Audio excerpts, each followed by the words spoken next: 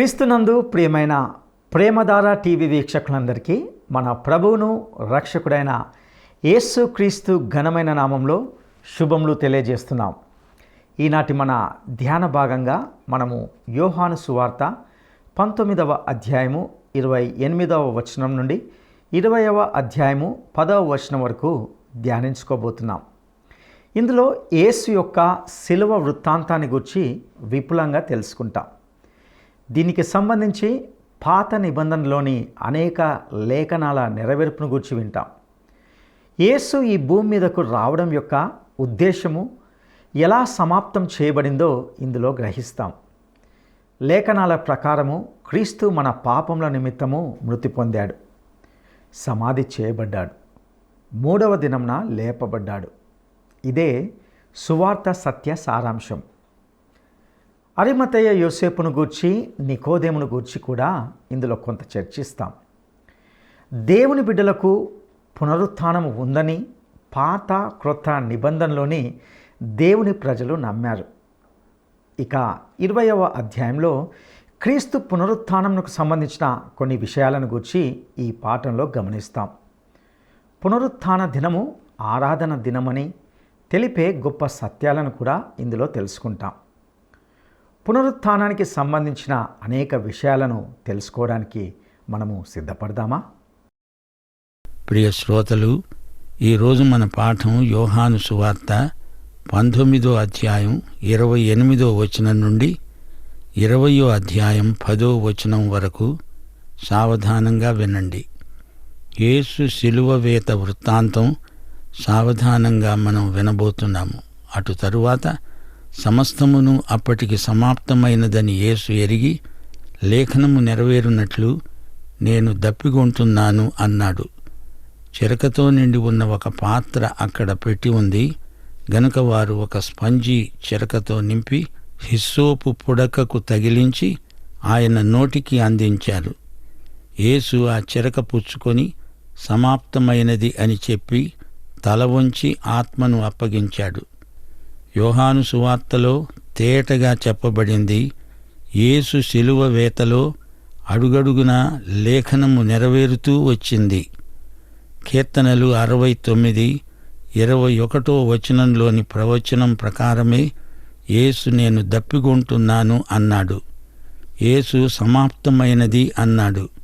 సమాప్తమైనది ఏది? నీ విమోచన, నా విమోచన, అందరి విమోచన సమాప్తమైంది. యేసు తన ప్రార్థనలో యోహాను సువార్త 17వ అధ్యాయం 4వ వచనంలో తండ్రి తనకిచ్చిన పని ముగించినట్లు చెప్పాడు.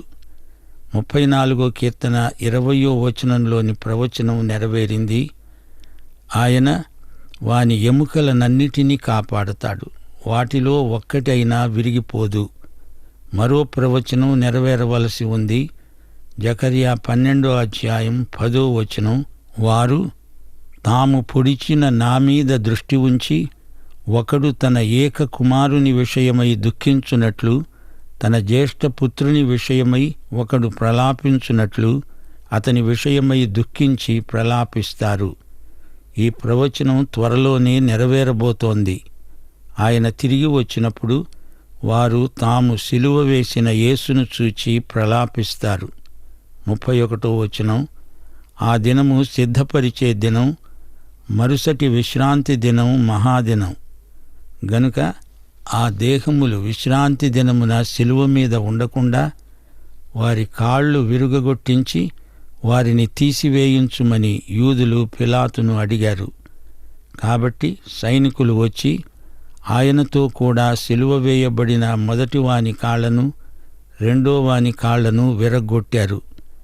వారు యేసునొద్దకు వచ్చి అంతకు ముందే ఆయన మృతి చెంది ఉండడము చూచి ఆయన కాళ్ళు విరగ్గొట్టలేదు గాని సైనికులలో ఒకడు ఈటెతో ఆయన ప్రక్కన పొడిచాడు. వెంటనే రక్తము నీళ్లు కారాయి. ఇది చూచినవాడు సాక్ష్యమిస్తున్నాడు. అతని సాక్ష్యము సత్యమే. మీరు నమ్మేటట్లు అతడు సత్యము చెబుతున్నాడు అని ఆయన ఎరుగును. అతని ఎముకలలో ఒక్కటైనా విరువబడదు అనే లేఖనము నెరవేరేటట్లు ఇది జరిగింది. తాము పొడిచిన వాని తట్టు చూస్తారు అని మరొక లేఖనము చెబుతున్నది. సోదరీ సోదరులారా, సువార్త అంటే ఏమిటో సంగ్రహంగా 1 కొరింథీ 15వ అధ్యాయం 3-4 వచనం వరకు చెప్పబడింది. పౌలన్నాడు, నాకియ్యబడిన ఉపదేశమును మొదట మీకు అప్పగించాను. అదేమనగా, లేఖనముల ప్రకారము క్రీస్తు మన పాపముల నిమిత్తము మృతి పొందాడు, సమాధి చేయబడ్డాడు. లేఖనముల ప్రకారము 3వ దినమున లేపబడ్డాడు.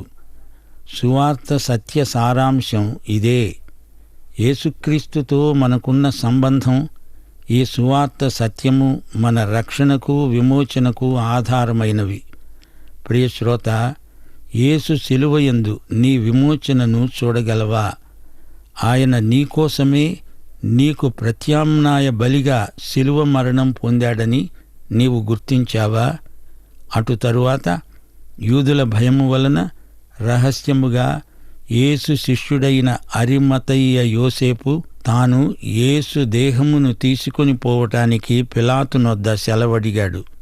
పిలాతు సెలవిచ్చాడు గనుక అతడు వచ్చి యేసు దేహమును తీసుకొని పోయాడు. మొదట రాత్రివేళ ఆయన వద్దకు వచ్చిన నికోదేము కూడా బోళముతో కలిపిన అగరు రమారమి 150 సేర్ల ఎత్తు తెచ్చాడు. అంతటా వారు యేసు దేహమును ఎత్తుకొని వచ్చి యూదులు పాతిపెట్టే మర్యాద చొప్పున ఆ సుగంధ ద్రవ్యములు దానికి పూసి నారబట్టలు చుట్టారు. ఆయనను సిలువ వేసిన స్థలములో ఒక తోట ఉన్నది. ఆ తోటలో ఎవరూ ఎప్పుడూ ఉంచబడని కొత్త సమాధి ఒకటి ఉంది. ఆ సమాధి సమీపంలోనే ఉంది గనుక ఆ దినము యూదులు సిద్ధపరిచే దినమైనందున వారు అందులో యేసును పెట్టారు. శ్రోతలు వింటున్నారా? యేసు భౌతిక శరీరం కోసం అడిగిన వారిద్దరూ మామూలు వ్యక్తులు కారు, పురప్రముఖులు. అరిమతయ్య యోసేపు, నికోదేము. యోసేపు ధనవంతుడు, నికోదేము యూదుల అధికారి అయిన పరిసయ్యుడు. అంతకు మునుపు ఈ నికోదేము యేసు దగ్గరికి రాత్రిపూట వచ్చాడు. వీరిద్దరూ రహస్య విశ్వాసులు. ఇదిగో ఇప్పుడు ధైర్యంగా బయటికి రావడానికి తెగించారు. వీరినెవరూ విమర్శించనక్కర్లేదు. ఇప్పుడు యేసు శిష్యులందరూ చెల్లాచెదరైపోయిన నేపథ్యంలో వీరు బయటికి వచ్చారంటే అది గొప్ప విశేషం. ఈజిప్టు దేశంలో శవాలను రకరకాల సుగంధ ద్రవ్యాలతో పాతిపెట్టడం పరిపాటి. శవాలు ఎన్నో ఏండ్ల తరబడి కుళ్ళిపోకుండా వాటిని పరిమళ ఔషధులతో పాతేస్తారు.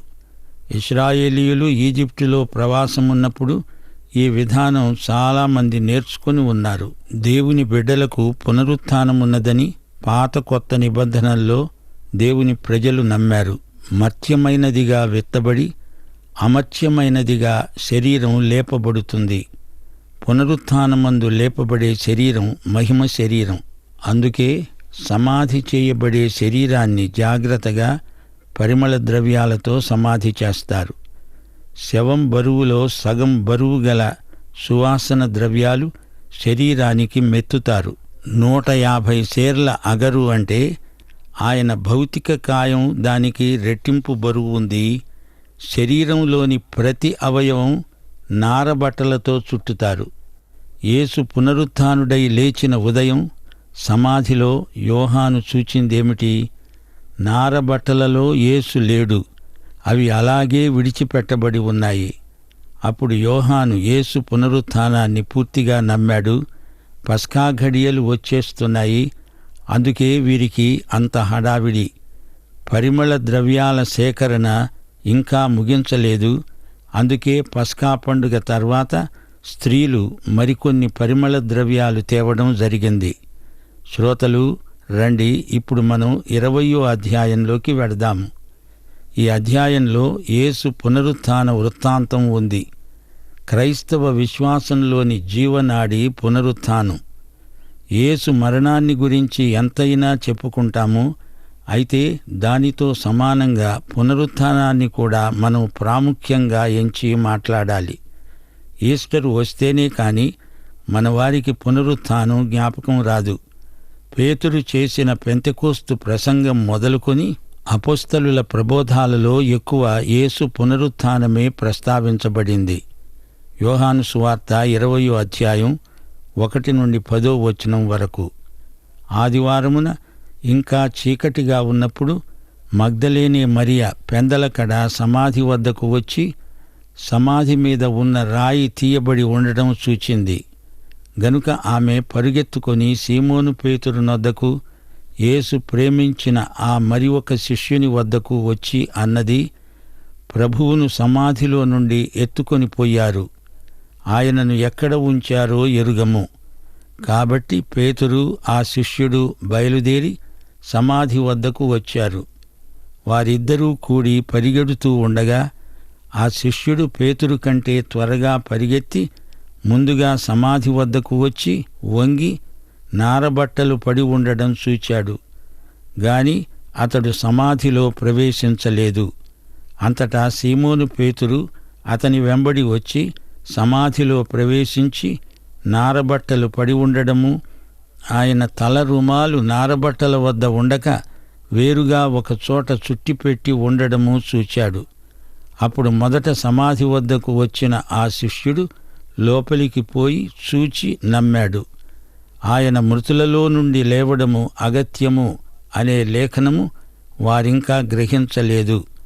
అంతటా ఆ శిష్యులు తిరిగి తమ వారి వద్దకు వెళ్ళిపోయారు. శ్రోతలు వింటున్నారా? అది ఆదివారం మొదటి రోజు. మగ్దలేనే మరియ సమాధి దగ్గరికి వచ్చింది. అది సబ్బాతు కాదు, ఆదివారం. ఆదివారం యేసు పునరుత్థాన దినం. అందుకే మన ఆరాధన దినం ఆదివారం. శనివారం యేసు లేవలేదు, ఆదివారం లేచాడు. అప్పటి నుండి యేసు శిష్యులు ఆదివారమే కూడి వస్తూ ఆయన్ను ఆరాధించారు. సబ్బాతు దినం పాత సృష్టికి సంబంధించింది. దేవుడు సమస్తము సృజించిన తరువాత సబ్బాతు నాడు విశ్రమించాడు. ఇప్పుడు మనం క్రీస్తునందు నూతన సృష్టి అయ్యాము. నూతన సృష్టికి ఆదివారమే ఆరాధన దినం. పెంతెకోస్తు సంఘటన ఆదివారం నాడు జరిగింది. ఆదివారం వారంలో మొదటి రోజు. 4వ సువార్త రచయిత ఆదివారం అనకుండా వారంలో మొదటి దినం అంటున్నాడు. పునరుత్థాన దినాన జరిగిన సంఘటన క్రమం గమనించండి. 3 స్త్రీలు, మగ్దలేనే మరియా, యాకోబు తల్లి మరియా, సలోమి, ఈ 3 సమాధి దగ్గరికి బయలుదేరారు. వారి వెంట సుగంధ ద్రవ్యాలతో కొందరు స్త్రీలు వచ్చారు. సమాధి మీది రాయి దొర్లించబడి ఉంది. అది వీరు చూచారు. మగ్దలేనే మరియ శిష్యులకు ఈ సంగతి చెప్పడానికి వెళ్ళింది. యాకోబు, యోషే అనే వారి తల్లి అయిన మరియ సమాధి దగ్గరికి వచ్చింది. దేవదూత ఆమెకు కనిపించాడు. ఈమె వెళ్ళి సుగంధ ద్రవ్యాలు తెస్తున్న స్త్రీలకు ఈ సంగతి చెప్పింది. మగ్దలేనే మరియ చెప్పింది విని పేతురు, యోహాను సమాధి దగ్గరికి వచ్చారు, చూచారు. అది ఖాళీ సమాధి. వారు వెళ్ళిపోయారు. మగ్దలేనే మరియ ఏడుస్తూ సమాధి దగ్గరికి వచ్చింది. 2 దేవదూతలను చూచింది. ఆ తరువాత యేసే ఆమెకు కనిపించాడు. ఈ సంగతి చెప్పటానికి ప్రభువే ఆమెను సహోదరుల వద్దకు పంపించాడు. యాకోబు తల్లి మరియా సుగంధ ద్రవ్యాలను తెచ్చే స్త్రీలను కలుసుకుంది. వీరంతా 2 దేవదూతలను చూచారు. దేవదూతలు వారితో మాట్లాడారు. వారు శిష్యుల దగ్గరికి వెడుతూ ఉంటే యేసు వారికి కనిపించాడు. మగ్దలేనే మరియ నుండి యేసు 7 దయ్యాలను అంతకుముందు వెళ్ళగొట్టాడు. తనను స్వస్థపరిచినందుకు ఆమెకు యేసు పట్ల ఎంతో కృతజ్ఞత.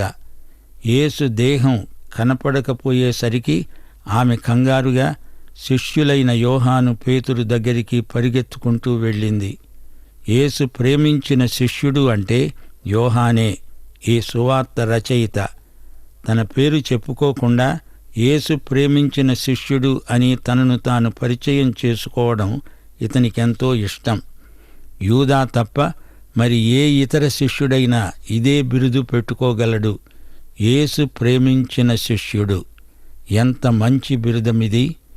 యూదాపత్రిక 21వ వచనం అంటోంది, నిత్యజీవార్థమైన మన ప్రభువగు యేసుక్రీస్తు కనికరము కొరకు కనిపెట్టుతూ దేవుని ప్రేమలో నిలిచి ఉండేటట్లు కాచుకొని ఉండండి.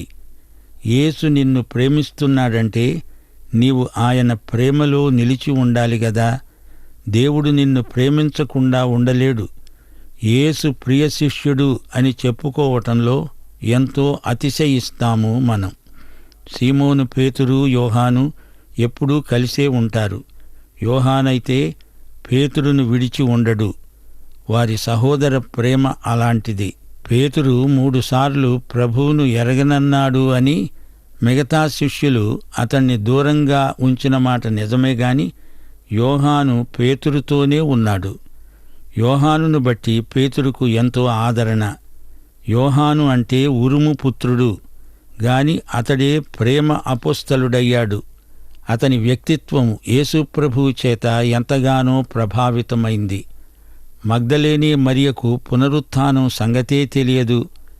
ఆమెకు ఆ ఆలోచనే లేదు. తన ప్రభువు శరీరాన్ని ఎవరో దొంగిలించుకుపోయారు అనుకుంటోంది. మతనాయకులు అదే ప్రచారం చేశారు. ఆయన భౌతిక కాయాన్ని ఎవరో దొంగిలించారు. మరియ అపోహ, ఈ మతనాయకులే ఆ పని చేసి ఉండవచ్చు అని. ఆ మతనాయకులకు ఎవడైనా యేసు దేహమిస్తే ఎంతైనా డబ్బు ఇచ్చి ఉండేవారు. సీమోను పేతురు, యోహానులకు కూడా పునరుత్థాన సత్యం వారి మనస్సులకు స్ఫురించలేదు. మరియా మసక చీకట్లో సరిగ్గా చూచిందో లేదో అనుకున్నారు. రాయి దొర్లించబడి ఉంది అని చెబుతోంది. భయంతో ఈమె పరిగెత్తుకుంటూ వచ్చింది. లేదా మరో సమాధి చూచి అది యేసు సమాధి అనుకొని భ్రమపడిందేమో. శిష్యులు తామే స్వయంగా సమాధి దగ్గరికి బయలుదేరారు. సజీవుల కోసం ఎవరైనా సమాధిలోకి పోయి వెతుకుతారా? అక్కడ సజీవుడు ఉంటాడని వారు అనుకోలేదు. యేసు భౌతిక కాయం చూస్తాము అని వారు ఆశించారు. యోహాను వయస్సులో ఇతర శిష్యుల కంటే చిన్నవాడు, యువకుడు. అందుకే పేతురు కంటే ముందుగా పరిగెత్తి సమాధి స్థలానికి చేరుకున్నాడు. యోహాను సమాధిలోకి చూచాడు. యేసు దేహం అందులో లేదు. నమ్మాడు. యేసు నిజంగా మృతులలో నుండి లేచాడు. అంతే. తను లోపలికి వెళ్ళలేదు. లోపలికి తొంగి చూచాడు. నారబట్టలు అలాగే పడి ఉన్నాయి. ప్రభువు లేచాడు. ఆయన పునరుత్థానం చెందాడు. ఆ వెనకడితే సీమోను పేతురు రొప్పుకుంటూ పరుగు పరుగున వచ్చేశాడు. వెలుపలి నుంచి చూడడం కాదు, లోపలికి సమాధిలోకి ప్రవేశించి చూచాడు. తలరుమాలు ఒకచోట, మిగతా బట్టలు ఒకచోట ఎక్కడి ఒక్కడే పడేసి ఉన్నాయి.